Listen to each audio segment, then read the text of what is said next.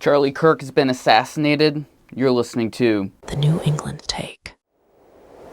All right, NewEnglandTake.com. Please be sure to like and subscribe to the show every Saturday, 8:30 a.m. on WKXL, as well as Saturdays shared by GraniteGrock.com.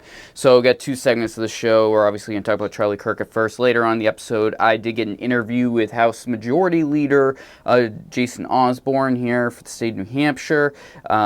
Really important interview with regards to what's going on this coming weeks and months here in New Hampshire for the future of lawmaking in the state. But first of all, I mean, there's no way around it.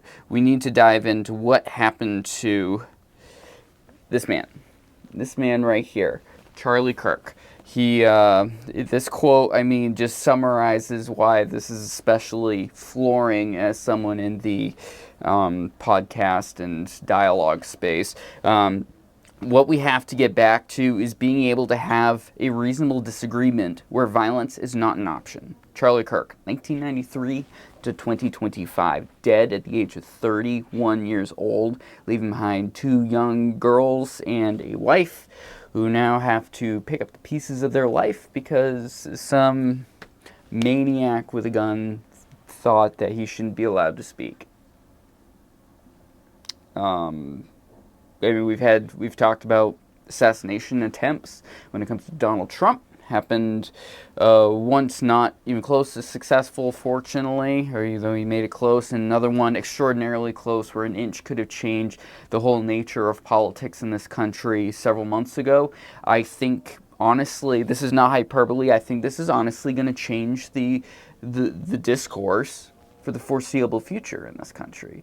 When one of the leading activists, I mean, this man dropped out of college, started this organization, co-founded Turning Point USA, TPUSA, which has just gone gangbusters internationally across the English-speaking world. And there's a Turning Point UK also, where they just encourage discussion. They just want to talk. The whole shtick, I've been saying this to my friends the last few days, his whole shtick is, hey, let's talk about it. And whether it's on a podcast that he was hosting, whether it's these, for the people not in the know with Charlie Kirk, what he did is really famous for these videos where he would set up a booth, and it's not like what Steven Crowder was doing with his previous sandwich board, is he would just stand there and anyone could come up and ask him a question or talk to him about anything, call him out for things, and he would have a good faith debate. You could hate everything he had to say. He definitely annoyed a lot of people, especially in the LGBTQ community, being a fairly strict Christian, which is kind of expected.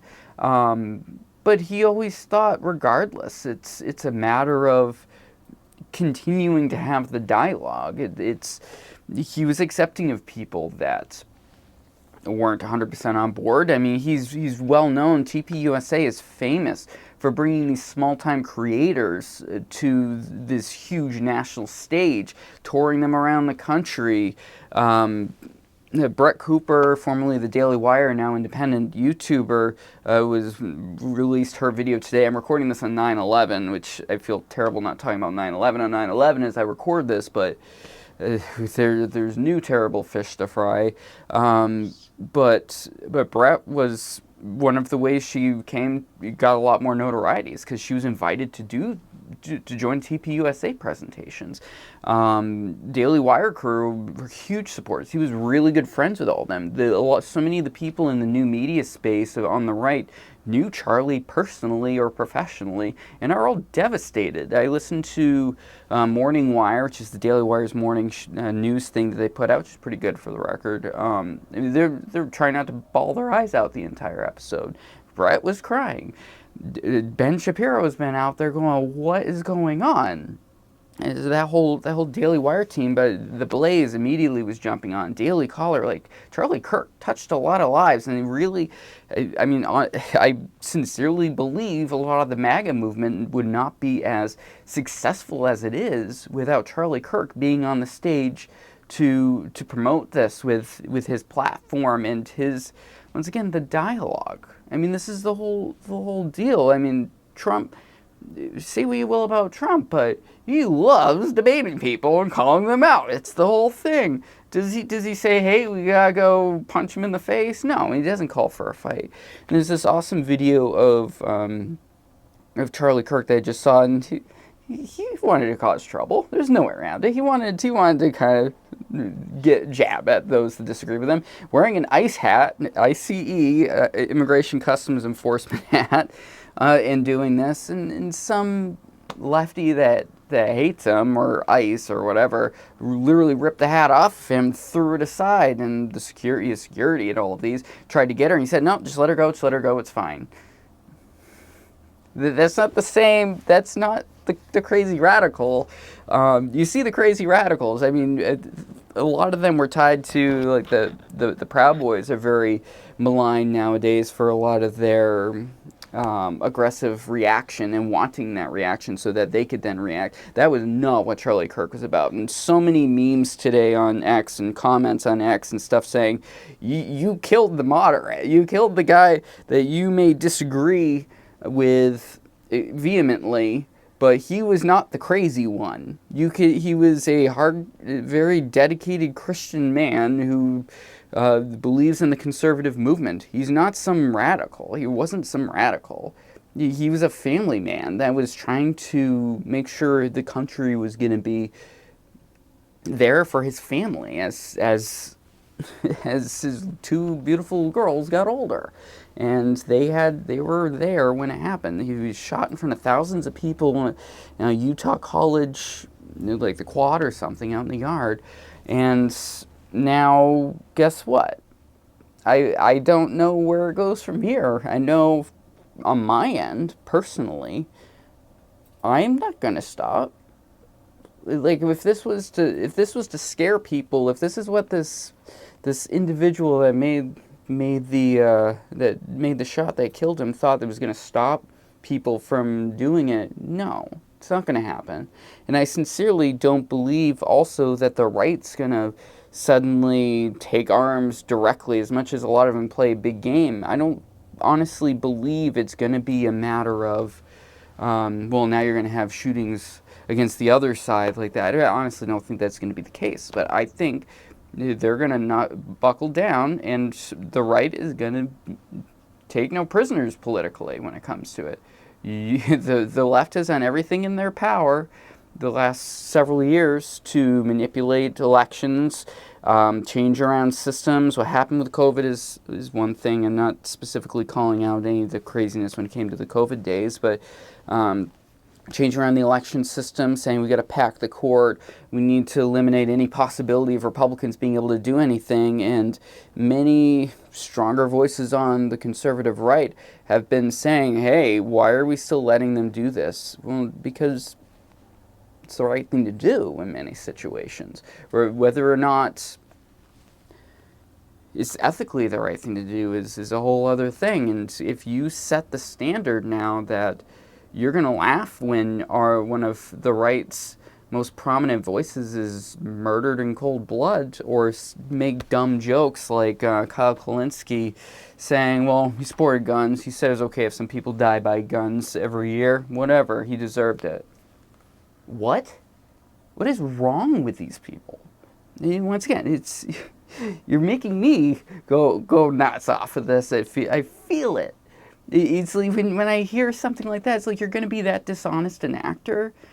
And it's not, by far, it's not everyone. It's by any stretch. There's a loud, unfortunately, too big percentage, but not terribly large percentage. But you look at the polls, at the number of people, like there were a bunch of polls done where more than 50% of the left-leaning respondents were okay with Republicans being put into camps.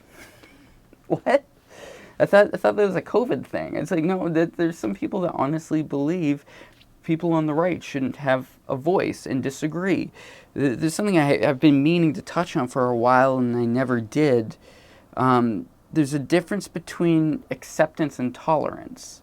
And the left expects everyone to accept everything they put into the world, whether it's the pronoun wars, whether it's transgenderism, whether it's hey, I disagree with your religion, so I shouldn't have to put up with it existing in the public square in any possible way, or we're going to call you out when you do it aggressively because, hey, I don't believe it, so why are you doing it? I'm like, a little hypocritical there. Tolerance is a different thing. They always say Jesus accepted people. It's like, yeah, Jesus didn't accept when people were terrible. As a person, he hoped for them to do better. He didn't say, hey, you murdered a bunch of people and you're going to keep murdering more people, but hey, you're a person, I accept you. That is not what Jesus taught. Jesus did not deal with people that just refused to try and be better in any way. It's a huge part of the conservative movement that so many people on both sides, the conservative and non-conservative side, really get wrong is you're not perfect because you believe in Jesus or you're conservative or anything like that. You should know you're not perfect. You should know you're an evil earthly being but you should still struggle to do better. And tolerance is what Jesus, honestly, I'm not huge on quoting in scripture. I'm not the person to do that, but Jesus wanted people to tolerate each other so that you can be a good neighbor, because a good neighbor is what you want to be. It always says you want to be neighborly. It's not being neighborly to say, hey, you believe this thing that I think is unethical and going to screw up your kids. But as your neighbor, I will tolerate. I'm not going to shoot you in the street. I'm not going to go beat you up. I'm not then going to go cyberbully you or do all these other things. But it doesn't mean you think it's a good thing. And that's very different. Like, I legitimately have many people in my life that do not agree with me politically in any which way, and it's tolerance. I tolerate what it is, but I don't accept that as true. I think they're wrong ethically when it comes to many things, but the right thing is to try and convince them, is to have the Charlie Kirk did, is have that debate, have that discussion. And when you celebrate, as so many people online are doing, the blatant assassination of someone, is it Peter Dowd? I want to say his name was on MSNBC right after, saying these just most heinous things on broadcast TV or cable TV, and the next day, the only apology was an MSNBC tweet saying, "Hey, sorry, shouldn't have done that." Moving on. This should not be tolerated by the cable news outlets, the left-wing outlets. They should be calling this out vehemently and should have been trying to tone down the language. When you call everyone you disagree with a Nazi, what do you think's going to happen? I've been saying this for years now. If you repeatedly go up and say, hey, that person's a fascist and he's going to get your family killed, what do you think is going to happen? You're going to have things like this go on, and now we've had lawmakers, local lawmakers in the Midwest that were literally killed. I mean, going back even to as I think Trump mentioned it in his address regarding Kirk being killed, the congressional baseball game where that shooting took place.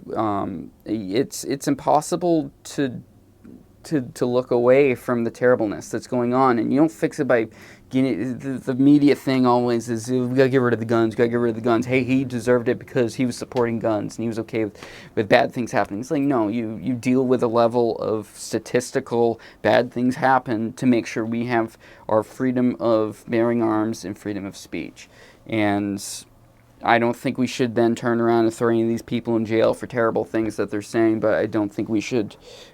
That's the level where we don't tolerate it. And if people are out there saying, hey, he deserved it, or laughing about the fact that this guy was murdered in front of his family and is no longer able to promote dialogue, that's not okay. It's okay to start unfriending some people that believe that, because that's toxic, and that is not tolerable. That is where the line is, where you're not being tolerable. When you can't deal with the fact people disagree with you, and you praise when the people you disagree with are killed like that, that's enough. That's enough. I'm sorry. I'm not sorry. I'm saying I'm sorry. This sucks. Sucks the whole way around.